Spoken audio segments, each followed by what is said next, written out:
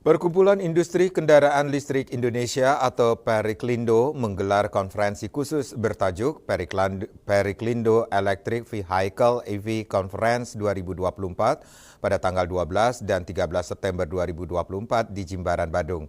Seminar tersebut dihadiri sejumlah merek kendaraan listrik dan tokoh-tokoh kenamaan di bidang terkait. Periklindo Electric Vehicle EV Conference 2024 mengusung tema Evolution Revolution on Technology Consumers and the Road to Sustainability. Kegiatan tersebut bertujuan untuk membahas perkembangan terbaru dalam teknologi kendaraan listrik atau adopsi konsumen dan upaya menuju keberlanjutan di Indonesia.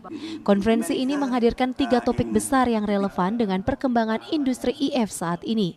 Di antaranya pilar pertama Battery Technology and Charging Infrastructure, pilar kedua, Vehicle Innovation and Consumer Adoption.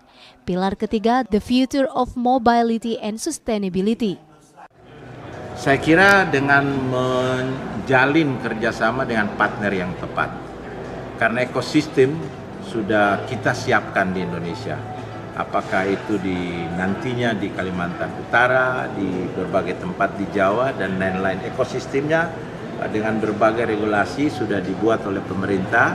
Mudah-mudahan dengan pelaku-pelaku yang tepat, salah satunya dengan China, saya kira kan sudah mulai berkembang. Kita dengan China, kita dengan Korea Selatan, dan kita dengan partner-partner utama Indonesia lainnya.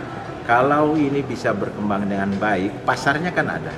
Kita sendiri cukup signifikan, belum lagi pasar ASEAN, belum lagi pasar setir kanan lainnya. Jadi mudah-mudahan ini menjadi pasar kita, pasar Indonesia, dan saya kira human resources yang disiapkan juga sudah mulai bertumbuh secara baik, dilihat dari tenaga-tenaga yang dididik ke arah sana.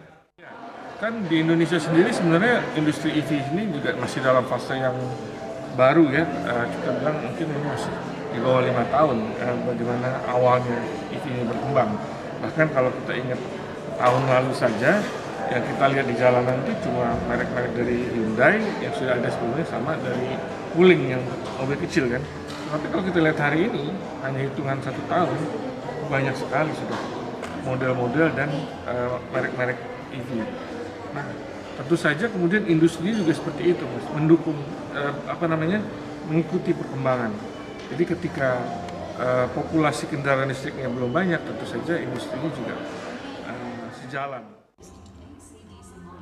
Salah satu tokoh terkemuka yang hadir dalam konferensi ini yakni Prof. Sisi Chen yang dikenal sebagai Bapak Kendaraan Listrik Asia. Dalam sambutannya sebagai keynote speaker atau pembicara kunci mengatakan, revolusi mobilitas tidak hanya tentang kemajuan teknologi, tetapi juga perubahan cara kita melihat kebebasan dan kebahagiaan dalam transportasi. Devi, Bali TV.